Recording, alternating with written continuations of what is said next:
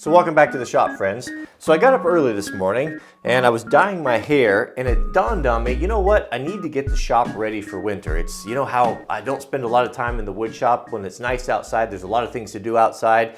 When the weather turns bad and the rain and the cold starts to come, it drives us into the shop. We do a lot of projects in here. So I was getting things cleaned up and organized, and I came across something that I had forgotten, that I had promised that I was going to share with you guys, and that is the Bosch NanoBlade.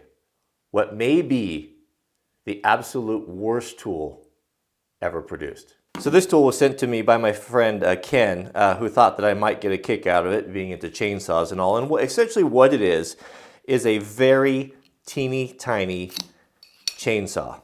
You know, and I would, you know, there's a lot of crummy tools out there. There's a lot of, you know, marketing nonsense, and they're, you know, kind of fly-by-night companies, and you kind of expect that trash, you know, from a lot of people. You don't expect it from Bosch, or I wouldn't have years ago. You know, growing up, Bosch was a premium tool. It was you know, I grew up in the trades. My dad was a general contractor.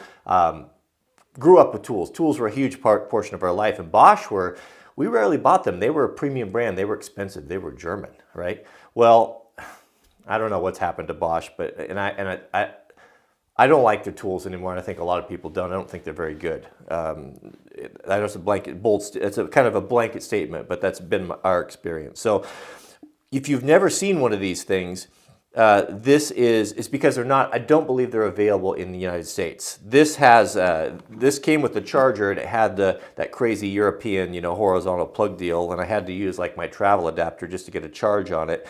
And the fact that it's green instead of that Bosch blue, I believe that this is kind of geared towards the homeowner type of market, or the DIYer, not so much the commercial market. But even that being said, it staggers me that the German engineers actually spent time and resources on this, and they had to know. They had to know when they produced it and they were using it in a shop condition that it was absolute rubbish, but they put it out there anyway. You know, and I don't know who this would appeal to. I mean, you would have to be an absolute ignoramus to think that this thing was actually a viable tool, or something that would contribute to your workload, or that you could even do any sort of nice work with it at all. So what it is, just quickly before we'll put it to the test, it's a 12 volt, 2.5 amp hour tool. It's got the, you know, it's got the little tiny homeowner style batteries. It's got a lanyard you can't take off. It's off now. What's this supposed to be? There's a battery indicator telling me that the battery has charge but no level. You know, I know it has charge. It's moving, right? If we open this thing up right here, this is, of course, the replaceable blade. And this in itself, I mean, just as a novelty, is kind of cool. I mean, it's a very teeny tiny, self-contained, self-lubricated chainsaw blade. I mean, when I first saw it, it was kind of neat, self-tensioning right there. I mean, it's I mean, it's well put together. I mean, you look at it and the feel of it and the plastic and all of that. I mean, it feels quality. It even says, it's Germany here? No, it was made in Hungary, not Germany. I don't know much about Hungary, but as far as it is well put together. I mean, it's not bad, but what would you ever use it for? So they market it, I went and watched their instructional videos, and they marketed it as, okay, so you can use it in the wood shop, you can cut 2x4s with it, you can cut plywood, and they were really proud of the fact that you could plunge cut. You know, plunge cutting, you can plunge cut with a reciprocating saw, but it takes a lot of skill, and it's, you know, it's kind of hazardous. So you could plunge cut if you wanted to cut a mortise or something like that. And then your ladies could take it out and she could trim little branches, as long as they weren't like over this big. I mean, it's just laughable. Let me show you. Let's put it to the test. Let me show you what I'm talking about. Let's start with something very simple. How about we start with a piece of 3/4 inch plywood? I mean, what could be more ubiquitous than 3/4 inch plywood in the common man's shop, right?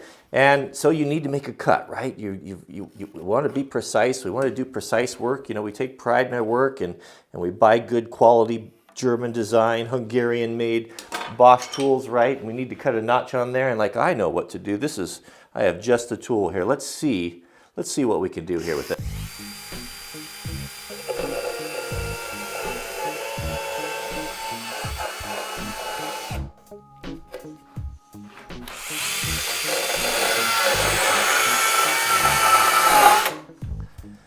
Now that's what I call, that's nice right there. Don't you enjoy that tear out? Look how effective that was, and look how clean and straight all the edges are.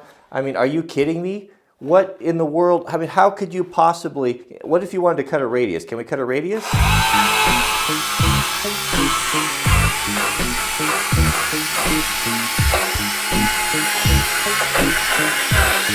Oh yeah, that's on my bench here. That's just beautiful. Look at the tear out. I mean, what?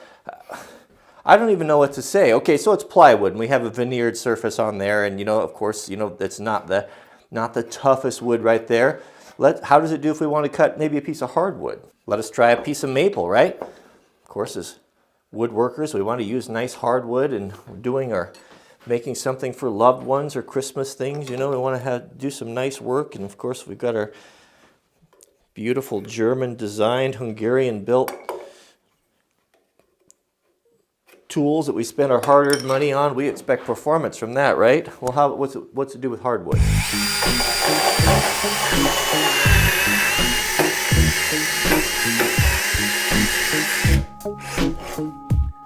Well, it binds.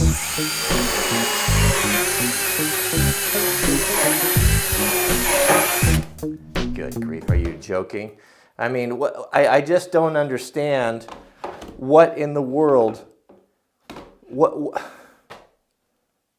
I just don't have the words. Harnessing the power of my electron microscope, we can get some close detail shots in here. I always get a lot of hate when I break out the electron microscope. People, I think they're just jealous that they don't have one. But I mean, just look. I mean, you can't cut straight. It's all. I mean, it's like imagine trying to do precision work with a chainsaw. I mean, it's that bad. It binds in the kerf. It tears everything out. It's not suitable for anything that would require any sort of precision or even just a basic straight cut. And of course, supporters of the nanoblade technology are going to say, well, it's not a precise tool. It's just made for just cutting ends off or just trimming stock. I don't know what these cost in the old country, but I saw one on eBay that was available with a charger for $199 plus $16 for shipping. So over $200 to get it to your door. So let's do a little test here. Cutting stock. We have a 2x2 right here of soft fir. And I'm going to and I've got a $27 Japanese pole saw. I'll get every advantage. I'll even use my left hand, which I'm rubbish with, and we'll see which one gets through the stock first. You ready? This is going to be harder than I may have planned. Go.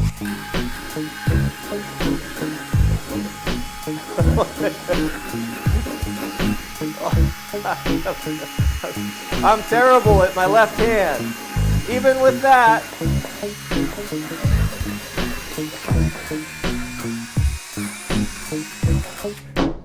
It's so stupid. It's so stupid. Shame on you, Bosch. Shame on you. You should contact every person that bought one of these and give them double their money back with an apology handwritten by the engineer who concocted this moronic idea. I can just imagine the Bosch engineer watching this video. Okay, well, maybe it wasn't quite super good at the woodworking, but it's really great in the garden. Really great in the garden. So let's see. We've got a 1-inch Doug fir branch here, green. Maybe it's the dry wood that the nano blade technology doesn't like. How about taking it out for tree trimming? Let's see.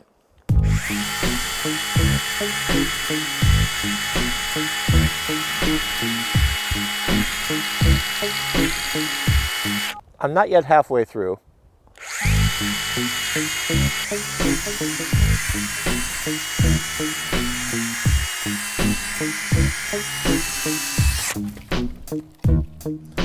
So that was super efficient and a huge waste of time. How long do you think that would take me to cut with a nice silky saw or a Ichiban? I mean, fraction of that time, and then no charger. I mean, good grief, good grief. This puts me off. I mean, I know there's worse things out there. I mean, I've shown worse things out there, some cheap Amazon tools and different things. The reason why I'm going to judge this thing harsher than those companies are not pretending to be anything. They're not pretending to be an honorable quality brand, touting themselves to be sitting, in an ivory tower, better than everyone else. But so you got to judge these things by it's a totally different standard. Those other no-name brands, I mean, they don't really care. They're just pushing stuff out there, and there's no market for it. Not everybody can, you know, maybe they need a drill to put together some IKEA furniture, and that's the height of their ambition.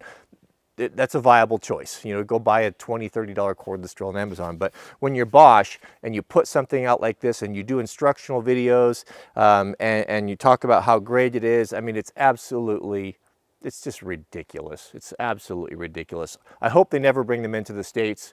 I'm sorry, Europe, you have to deal with this, but that's it. So what did we learn? We learned that it's horrible. Thanks for watching. We'll see you guys on the next video. Don't forget to click the thumbs up if you enjoy these videos, and I invite you to subscribe. And don't hate on me for flexing my electron microscope. You're just jealous you don't have one.